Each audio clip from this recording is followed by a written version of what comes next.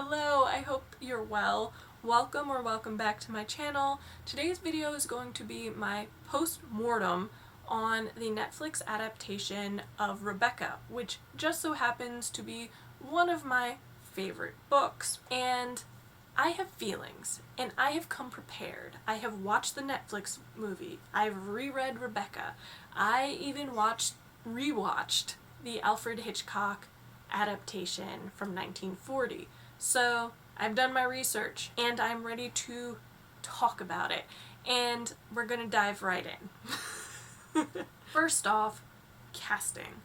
Now, I have to say that the supporting characters in this were wonderfully chosen. Mrs. Van Hopper, is vile, and that's what she needs to be. And so the casting and that character, although she's only in the movie for a short amount of time, was exceptional. And then if you did watch my video reviewing Rebecca, you know that I was fangirling over Kristen Scott Thomas as Mrs. Danvers from the jump. She was exceptional as Mrs. Danvers. There was something so sinisterly reserved about her, and I love Kristen Scott Thomas' voice. There is this intelligence and almost haughtiness that just sold Mrs. Danvers for me. It was what I expected, what I wanted, and yeah, so there's that. However, when it comes to the main characters, I have some thoughts. Armie Hammer as Maxim de Winter was my main concern when I found he had been cast in this role. And I stand by my assertion that he is not a Maxim de Winter. First of all, he does not come across as an older, world-weary English blue blood. Like, it just doesn't work.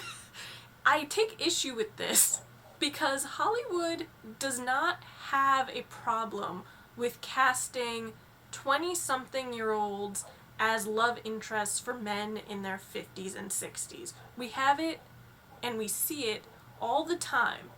But in this one case, when it is actually part of the source material that there is an age gap, for some reason they decide to cast Armie Hammer, who is only a few years older than Lily James, in this role. I don't get it. My pick, like, if I was recasting this movie in a dream scenario, would have been Rufus Sewell from High Castle and also from Young Victoria. I think he would have been phenomenal and would have been age appropriate.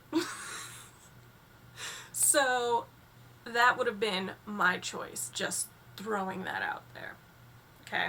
It's in the universe now. I didn't necessarily take as much issue with Lily James as the second Mrs. De Winter. However, costuming-wise, I think they did her a huge disservice. So, Lily James is gorgeous. She is adorable. And costuming, they didn't want to not make her glamorous. And that is not lining up with this character in Rebecca. In her marriage, she's very self-conscious about whether or not Maxim really loves her and whether she is capable of being mistress of the house. She's a little bit mousy. And they just wanted to make her look pretty. Like, they needed to make her look a little bit frumpy. And they just couldn't do it. They loved putting Lily James as Mrs. De Winter in pants. And this is a movie set in the late 1930s. You know who was wearing pants in the 1930s? Kate Hepburn, Greta Garbo. These mavericks, these really confident, bold women. If you're supposed to be this mousy girl, naive, unsure of whether you are good enough for your husband and his estate, probably not the type of woman who's wearing pants on the regular. And they loved putting her in high-waisted, wide-legged pants. And it bugged me, as you can tell. I think that the way they styled Lily James was my main issue with her character. Like, what you needed to make her feel self-conscious and small and to really create a stark contrast with Rebecca, who is supposed to be this dark, luscious, gorgeous woman who knows how to dress and has all this beautiful lingerie and these coats and just is a stunning, sexually pleasing, sexually satisfying woman, is to have this young girl who doesn't know how to pull those looks off. You needed to make her look like, you needed to make her look essentially like when a 4 or 5-year-old girl goes into their mother's closet and puts on like her blazer or slides her feet into her high heel shoes to act like mommy. And it's farcical, like nothing fits, it's all too big and awkward. Like, you needed to make her look uncomfortable, and that was not it. It just didn't work. On to plot and the overall movie. If you wanted a glossy, pretty movie, you'd probably enjoy this. If you knew nothing about Rebecca, you'd probably enjoy this. But it missed the mark for a number of reasons. Rebecca is a book, it's suspense. It leaves you with this sense of foreboding and discomfort for Mrs. De Winter. And I didn't get that discomfort in this. I think it was a combination of a few things.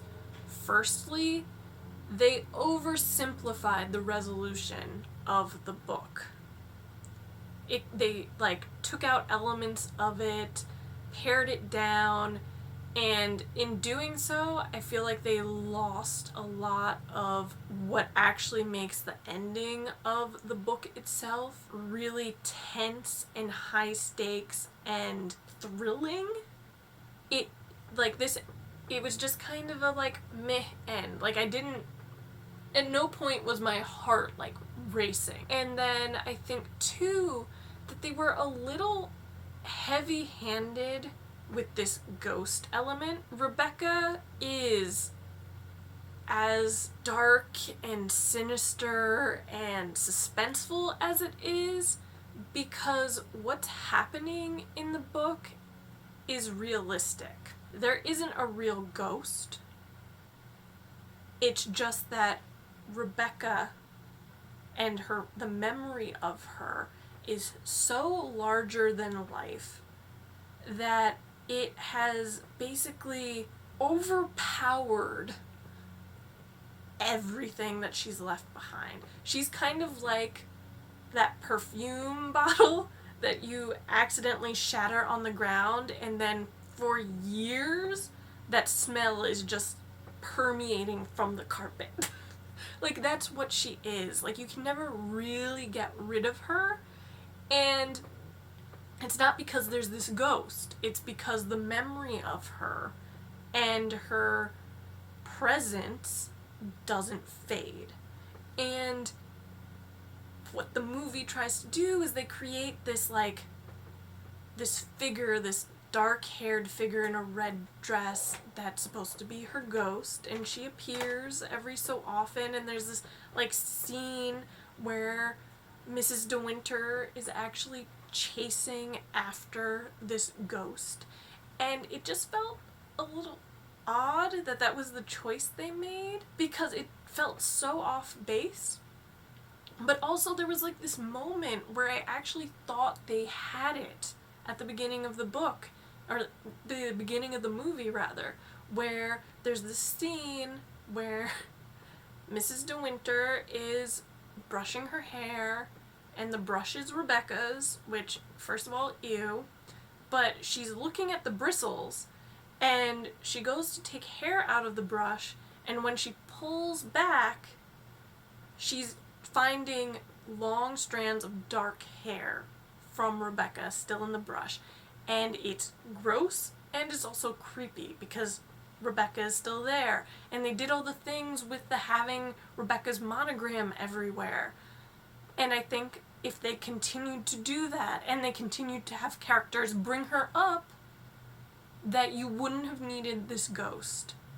And I just feel like because they had the ghost, they missed the entire point of the whole novel. Like, like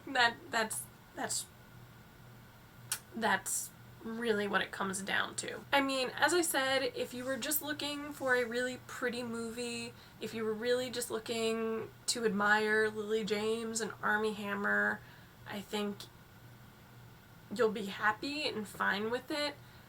I would just say it's an okay movie. I wasn't blown away by it.